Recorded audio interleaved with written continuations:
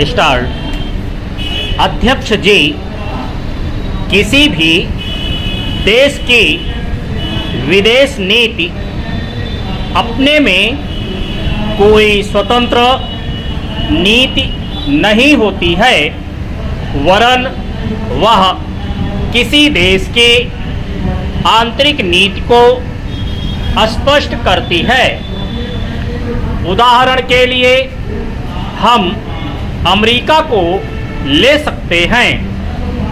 उसने अपने यहाँ अधिक अन्न पैदा किया और जब उसके पास अनाज फालतू बच गया, तब वह अपने बकाया अनाज की बिक्री के लिए ऐसे देशों की तलाश करने लगा जो उधार पर माल ले सकते हों, किंतु हमारी आंतरिक स्थिति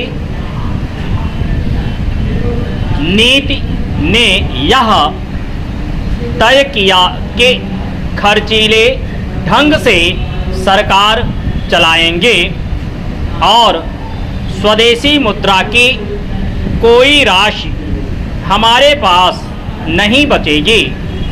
हमने कर भी लगा दिए और मुद्रा प्रसार भी कर दिया। कुछ संकट पड़ने के बाद इस बात की आवश्यकता को नहीं समझा कि उस पैसे का कहीं अन्यत्र उपयोग कर सकें। चेंज।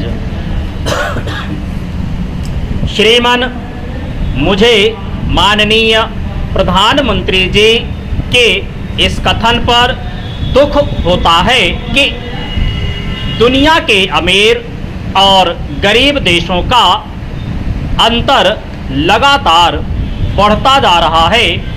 मैं उनसे यह पूछना चाहती हूं कि भारत की विदेश नीति ने उस अंतर को घटाने की क्या कोशिश की है? क्या भारत सरकार ने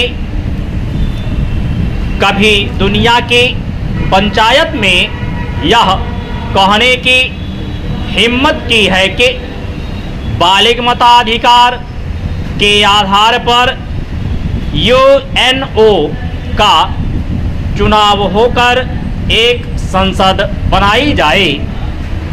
और क्या आप में यह देखने की हिम्मत है कि फौज के हिसाब से कर लगाकर एक विकास का खाता खोल दिया जाए?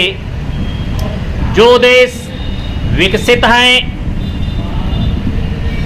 उनके मजदूरों का 1 घंटा हमारे देश के मजदूरों के 100 घंटों के बराबर माना जाता है, क्योंकि उनके पास साधन हैं। इसीलिए यह अंतर और भी बढ़ता चला जा रहा है।